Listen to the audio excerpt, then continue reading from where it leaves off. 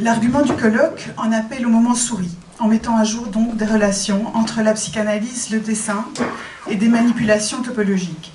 Alors ce croisement, il m'est familier de longue date. Pendant plusieurs années, même si maintenant ce site n'est plus du tout à jour, avec la collaboration de Lucien Massard, nous avions travaillé, je dirais, à publier certains travaux, dont parfois les nôtres, sur ce site qui s'appelait Art, Topologie, Psychanalyse. Alors, chaînes et nœuds, je remercie Dominique Bourne d'avoir si bien déplié cet objet-livre, comme il l'a appelé.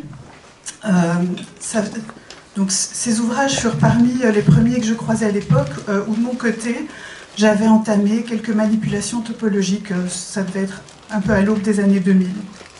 J'y retrouvais des opérations familières, comme le retournement, la coupure et le trouage. Alors je voudrais saluer encore un aspect qui n'a pas été évoqué, et que je trouve emblématique, mais dans le même sens de ce qui a été dit peut-être, des choix éditoriaux réglés au cordeau, et qui me semble en dit long sur ce dont il s'agit.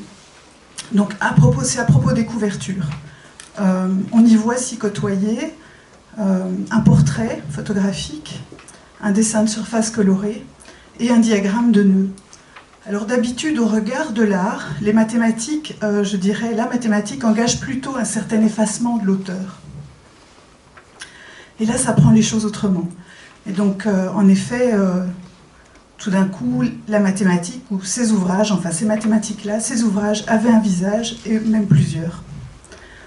Un autre niveau, l'art, surtout contemporain, et les mathématiques subissent, moi je pensais que c'était des préjugés, mais si on l'a vu mis en valeur, et le reproche, enfin des préjugés assez proches, dont le reproche, je dirais, principal semble être qu'on n'y comprend rien. Et bon, peut-être parce que le problème central n'est pas de comprendre. Bon, pourtant, on en parle comme d'un langage, bien que tous deux ne se laissent pas épuiser par la langue et qu'ils l'excèdent toujours. Ils présentent à la fois transparence et opacité. Alors, je pense qu'on peut les appeler des disciplines, des pratiques.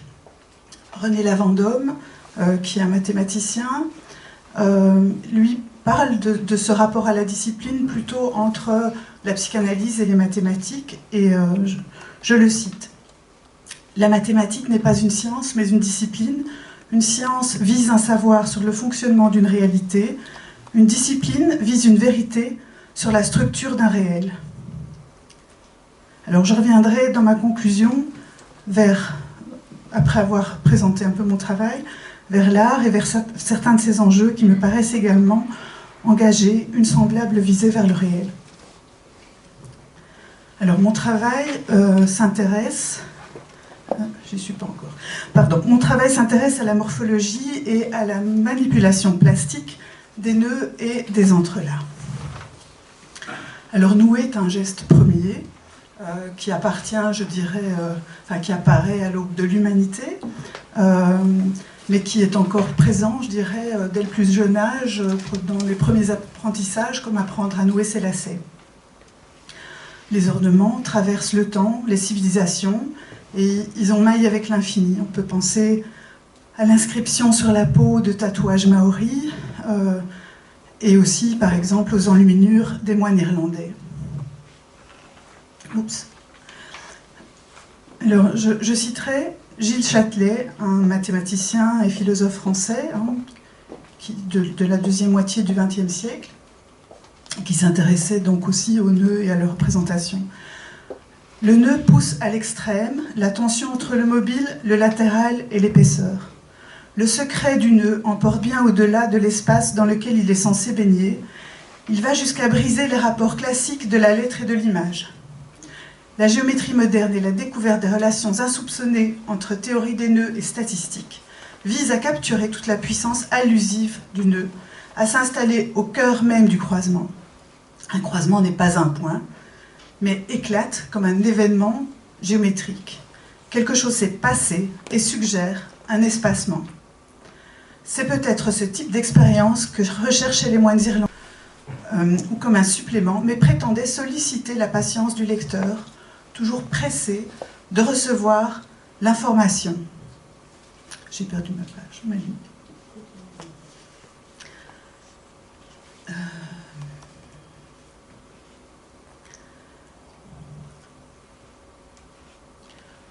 Nullement commise au remplissage, les torsades des enluminures entendent bien rappeler que le spéculatif est irréductible au littéral et ne s'épuise pas en alignant des unités signifiantes.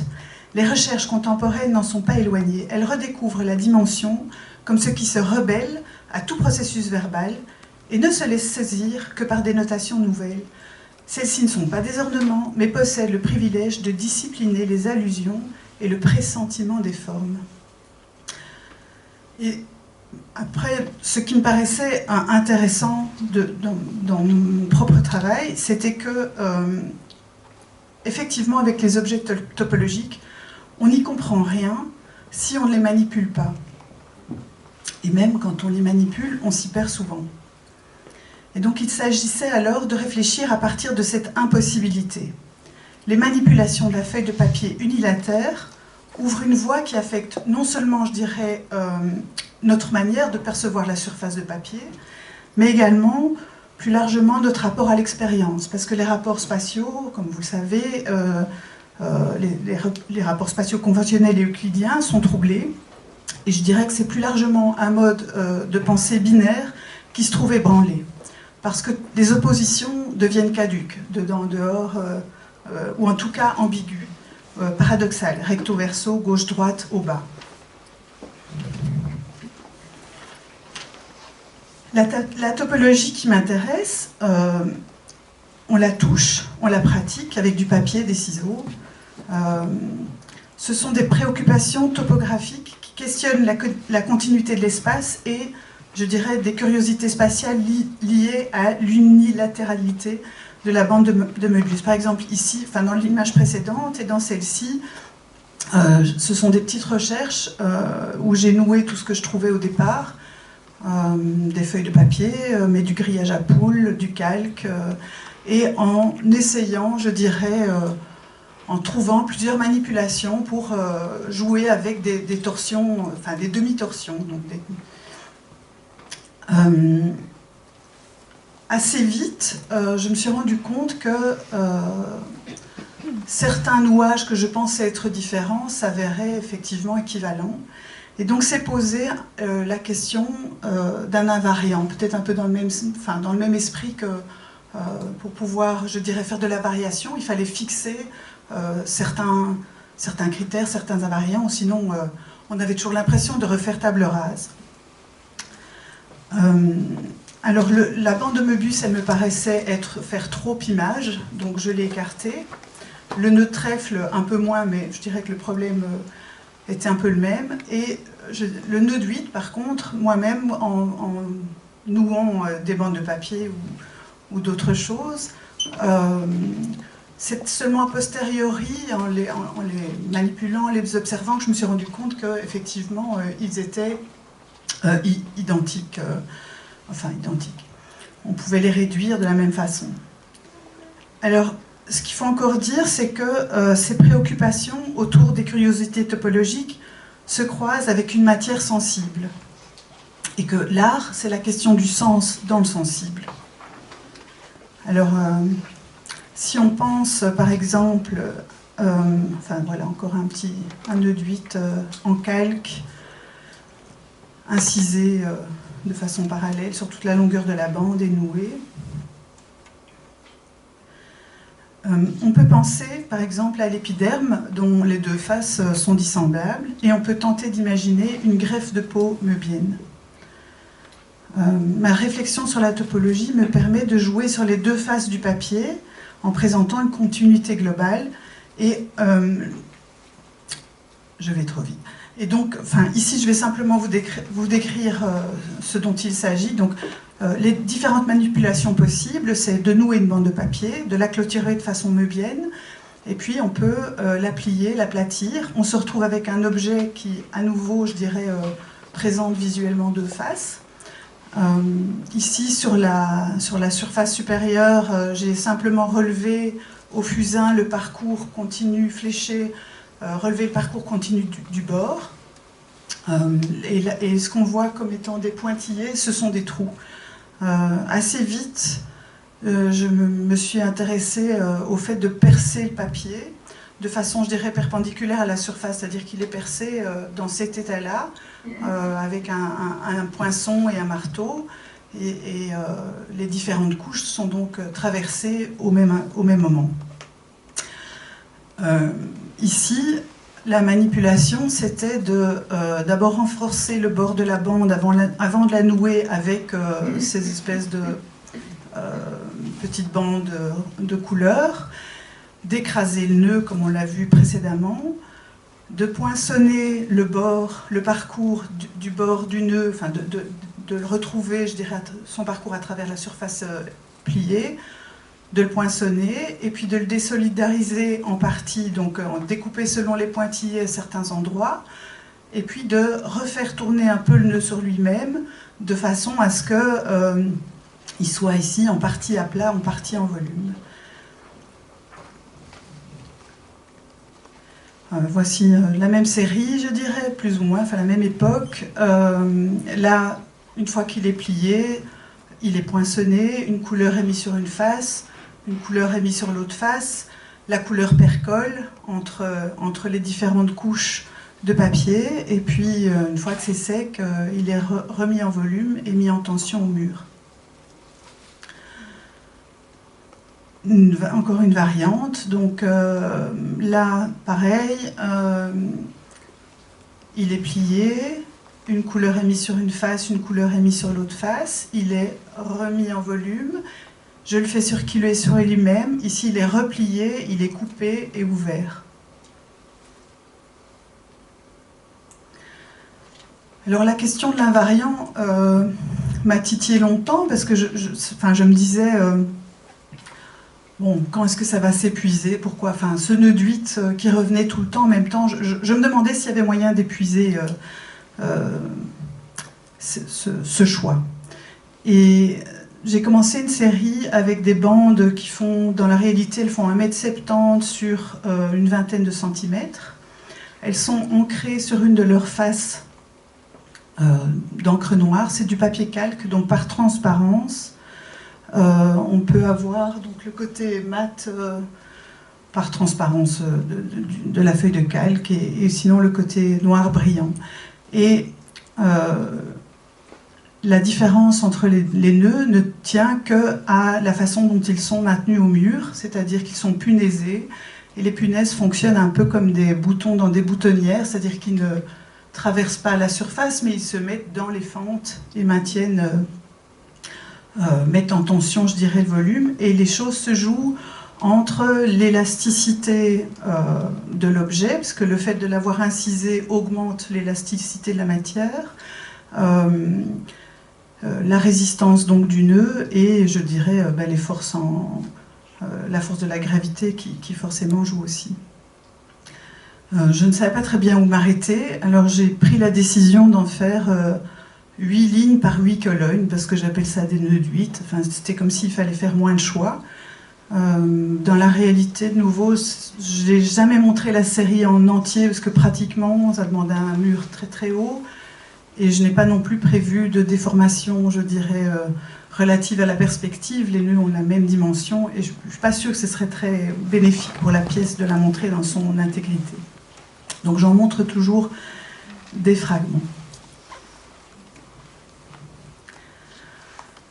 On peut assez facilement passer de la bande à la ligne, et j'ai aussi noué des ficelles, toujours avec ce même invariant du nœud. Et donc ici, ce sont, je sais pas, on a évoqué aussi ce matin, si on jette une ficelle par terre, c'est exactement ça.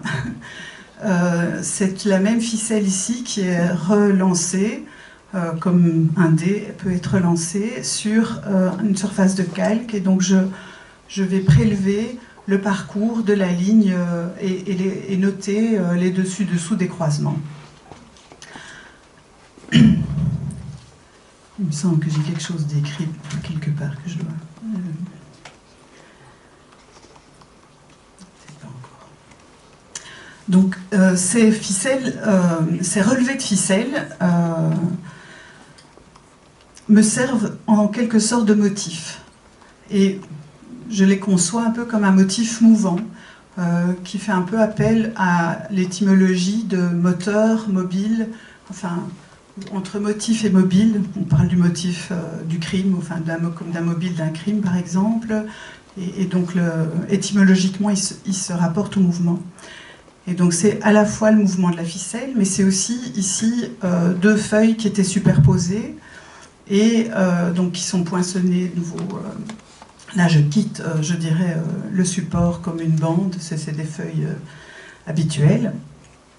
Et j'imagine que c'est perceptible que ces deux feuilles sont ouvertes comme un miroir, comme les feuilles d'un livre. Donc elles étaient superposées, elles ont été trouées. Puis j'ai poussé de la poudre de pigment à travers les trous, étalée avec les doigts. Et donc il y a l'impression, je dirais, qui se marque sur la feuille là. Et celle-là étant comme un poncif, je ne sais pas si tout le monde sait ce que c'est un poncif, mais c'est comme ça qu'on appelle voilà, le papier troué qui permet de reporter le dessin préparatoire d'une fresque au mur.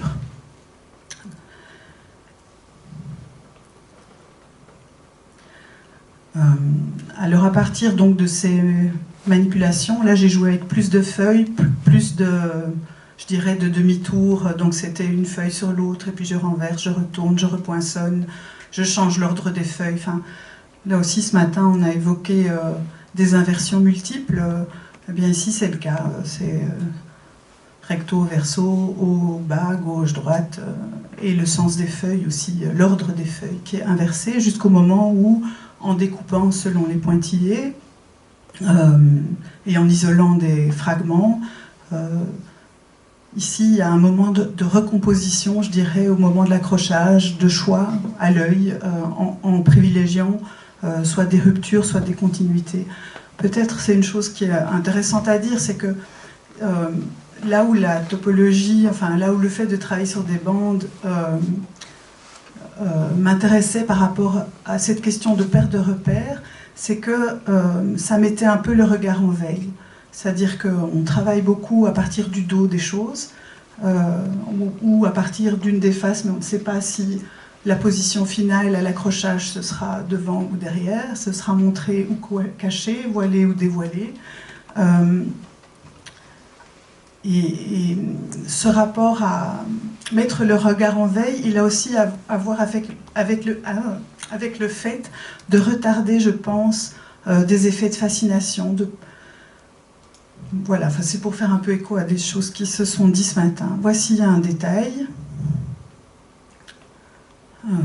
de ce collage, des collages. Alors, on me parle souvent de couture, mais il n'y a jamais... Enfin, en fait, le fil n'est jamais présent dans les pièces. Ce sont des trous, c'est plutôt décousu que cousu. Alors ça, c'est la dernière série, je dirais... Ah, peut-être, avant de parler de cette image-là, je vais revenir à ça. Cette forme de scarification, donc, de trouage répétitif, un peu obsessionnel, de la surface, crée, à mon avis, un index intersensoriel, enfin, justement parce qu'il met en veille un peu le regard, en tout cas l'ambition d'objectivité de celui-ci, la fiction de l'œil caméra au point de vue unique, pour mieux se mettre à l'unisson avec un corps où le toucher voir avec un tiret entre les deux prime, et donc qui traduit une forme d'intelligence entre l'œil et le cerveau, enfin entre la main et le cerveau, ou entre la main et l'œil.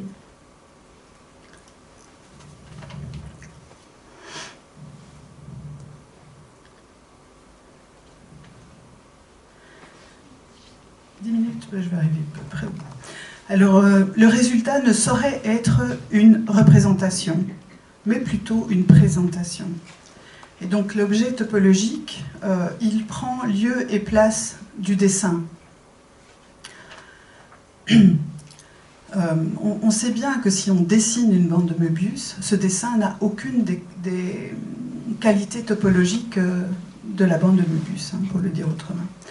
Le sens est immanent au processus engagé, et je déploie une méthodologie qui engage mon corps, donc qui produit cette forme d'indexation graphique et colorée, qui ne représente rien d'autre, qui ne présente rien d'autre que le processus qui l'a fait naître. Une autre manière de le dire, c'est que le processus s'extériorise en qualité sensible. Les manipulations du papier pour transformer le support en objet topologique engagent quelques conséquences cruciales, au-delà de la métaphore. Il s'agit de crever l'écran, celui de la représentation, de l'espace conventionnel euclidien, lieu de la mesure et de la maîtrise et de la suprématie du regard, et où, pendant plusieurs siècles, la perspective faisait paradigme pour penser le rapport au monde, et donc aussi pour penser le sujet.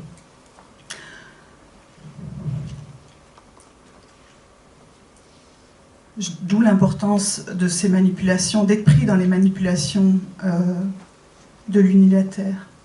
Donc le topologique, il est fondamentalement paradoxal. Le corps entier est concerné par cette expérience. Je dirais que c'est une expérience de ce qui s'y déprend plutôt que de ce qui s'y comprend. Et donc ce qui s'y déprend échappe au langage et à la représentation. Le topologique se montre plus qu'il ne démontre, et s'il se montre, c'est qu'il se joue dans l'espace des signifiants, tout en trouant le langage comme une passoire. C'est une forme de cartographie qu'on peut parfois dire automatique. Ah oui, je vais quand même parler de cette série-là. Donc ici, au mieux de déposer... je suis repartie de ce motif de l'entrelac du tombé de nœud de 8, mais j'ai découpé, j'ai poinçonné plusieurs feuilles superposées, uniquement en ajourant la silhouette, si vous voulez, la surface circonscrite par la ficelle déposée. Et puis, à nouveau, il y a un jeu de peinture et d'inversion et de retournement des feuilles de papier, où celle qui est au-dessus se retrouve en dessous, etc. Et donc, ici, il n'y a qu'une seule face qui est ajourée, mais dans les suivantes, là, c'est pour vous montrer un peu comment ça se passe à la table de travail. Donc, on sent les différentes épaisseurs. La différence par rapport à la pièce précédente, c'est qu'ici, c'est des surfaces qui sont peintes et pas seulement les bords des trous. Dans la précédente, c'était les bords du trou. Bon, un autre exemple. Un exemple, donc la pièce qu'on vient de voir, celle-là, quand elle est finie, elle est accrochée, donc celle de droite, un mur d'atelier. Alors celle-ci, elle est un peu amusante parce que c'est le recto et le verso. Quand je suis passée au format carré, ce qui était intéressant, c'est qu'en plus, je dirais, des demi-tours et des inversions, le quart de tour était autorisé. Et donc celle-ci, c'est le recto et le verso. Il y a une des deux faces qui ne sera pas visible puisqu'il sera accroché au mur. C'est juste la photo qui permet de vous montrer simultanément les deux faces. Donc je reviens à ma conclusion.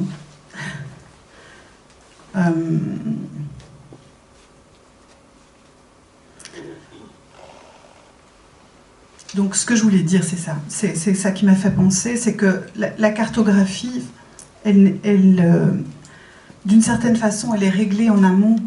Les gestes il y a des décisions qui sont prises, mais qui sont prises presque avant de peindre. Après, voilà, cette continuité entre le geste de peindre, bien sûr, il y a plein de décisions qui sont prises sur la pression du pinceau sur le papier, etc. Mais il y a tout un scénario, si je peux dire, qui est réglé en amont. Et donc un certain automatisme peut-être, mais sûrement pas une mécanique, parce que justement la main est à l'œuvre.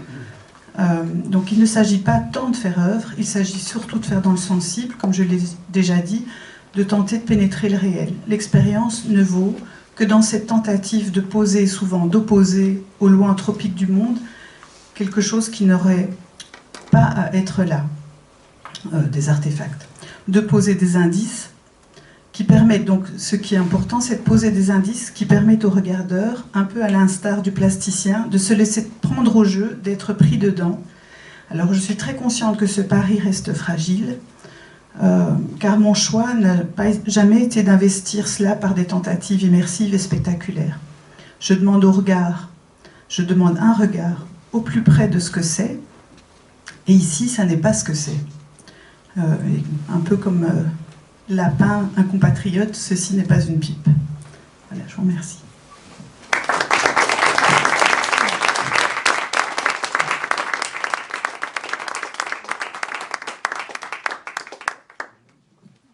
Alors, juste une question extrêmement basique. Votre travail, il part d'où? À quelle époque? Quel rôle a joué le frayage de Lacan? Au départ, c'est justement une situation immersive qui fait un peu la bascule. Je pars faire un workshop dans le paysage et il y a une jouissance à être pris dedans, voilà, à faire des grands dessins dans le paysage. Et de retour à l'atelier, se pose un peu la question, je sais pas, de maintenir quelque chose de cette intensité. Et en même temps, j'avais le projet de faire des compositions paysages dont la structure de ces compositions aurait à voir avec du nœud. Donc je me suis dit assez logiquement, je vais d'abord, enfin je m'en sortais pas bien, donc je me suis dit je vais regarder des nœuds, puis assez vite je me suis dit je vais nouer. Et alors très vite, j'ai noué ce que j'avais sous la main, c'est un hasard quoi. Donc j'ai découpé des bandes de papier parce que j'avais pas de ficelle, et hop. Et là tout de suite, je me suis dit mais je vais pas dessiner, je vais pas représenter les nœuds, je vais dessiner sur les nœuds. Et donc c'est comme ça que ça s'est joué. Alors j'avais eu au moins 2 professeurs pour qui Lacan avait compté. Et donc il y avait Luc Richir et Lucien Massard. Luc Richir est un philosophe et Lucien Massard était mon professeur d'art. Et puis j'ai collaboré pendant 20 ans avec lui à l'Académie des Beaux-Arts. Et bon voilà, moi je suis rentrée de façon très, comment dire, comme une amatrice. Hein. J'ai lu un peu. Et je crois aussi qu'il y avait quelque chose entre la feuille de papier qui est très sensible, qui a une sensibilité qui peut faire écho à la sensibilité de tout un chacun, qui avait là aussi comme un espèce de rapport métaphorique au sujet, ou je sais pas, enfin à la subjectivité, quelque chose comme ça. Et donc voilà, tout ça dessine un petit univers où je sais pas très bien dire, enfin je veux pas peut-être non plus dénouer ça, parce qu'alors ça tombe, mais voilà, pour le moment, j'ai l'impression de, je dirais, creuser le même mètre cube de terre depuis une bonne vingtaine d'années, et ça s'épuise pas. C'est magnifique. Ah, merci.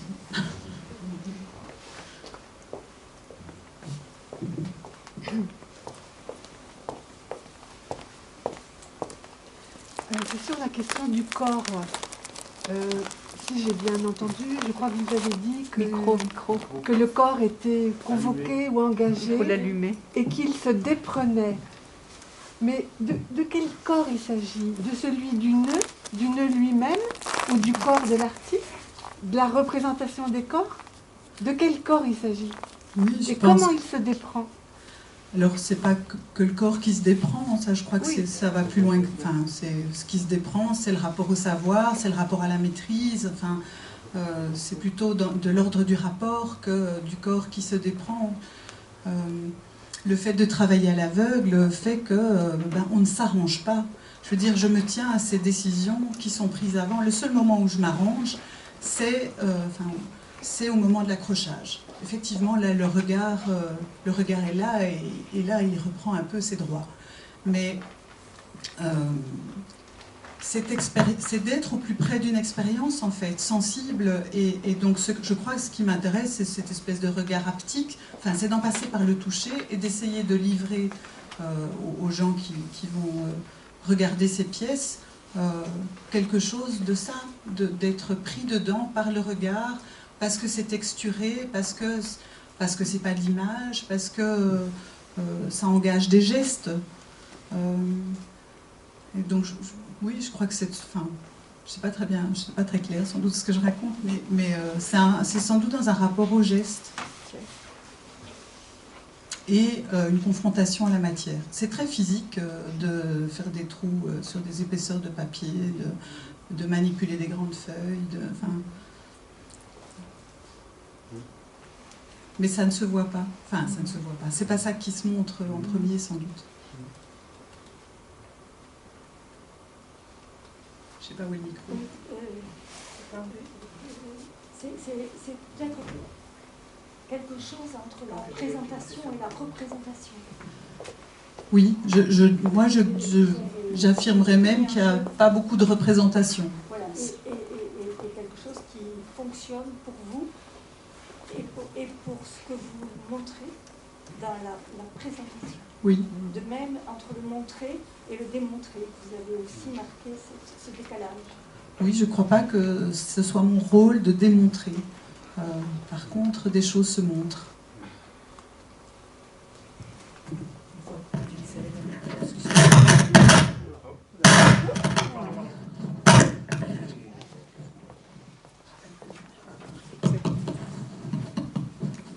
Image.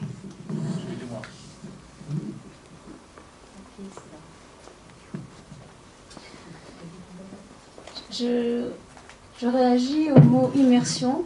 Ça marche ou pas? Que vous avez prononcé. Je sors de quelques semaines, à cause du colloque, de pratique des représentations qui sont possibles maintenant à cause des ordinateurs, de représentations immersives, en particulier du complémentaire des nœuds. Et j'ai l'impression que ce que vous faites là, vous me direz si c'est correct, c'est une sorte d'aplatissement d'une expérience immersive, c'est-à-dire quelque chose qui est remis à plat et qui garde la mémoire d'une exploration immersive par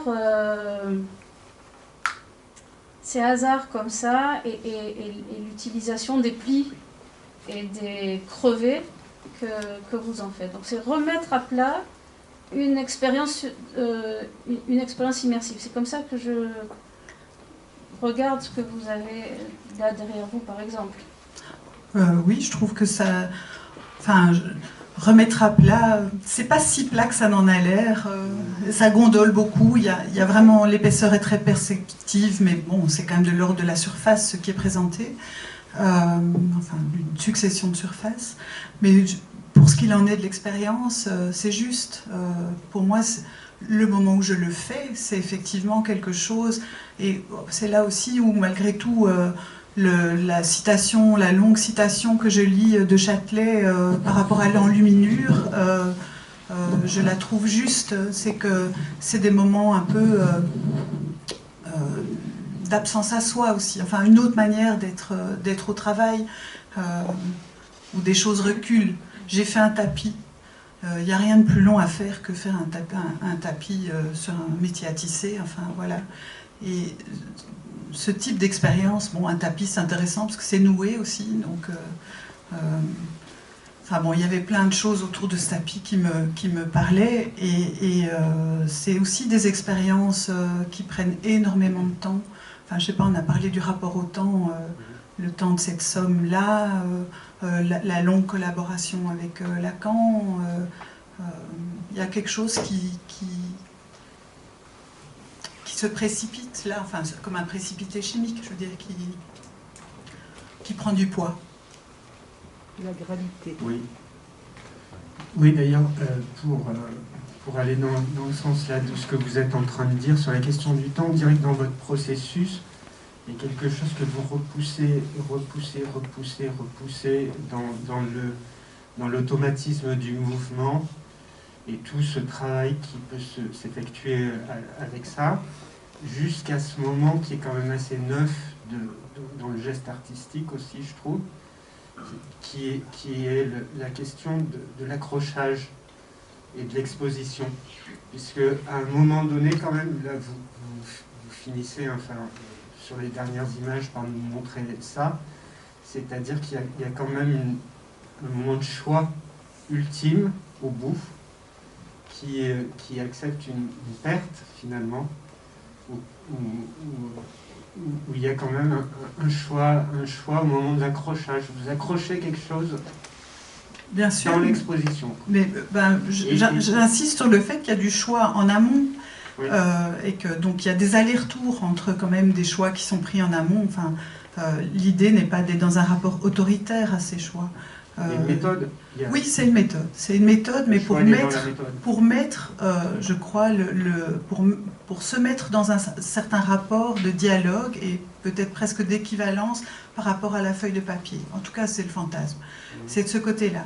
C'est que ce qui est particulier avec le papier, c'est que le papier répond à vos gestes. C'est-à-dire qu'on mouille une feuille de papier, elle gondole.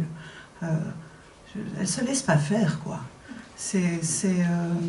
Et donc, je crois que c'est ça qui me touche aussi dans le fait de le faire. Mais bon, je suis d'accord avec ce que vous dites, hein, à un moment donné, enfin, les questions des choix, elles sont importantes, mais c'est pas les façons de choisir ne sont pas innocentes.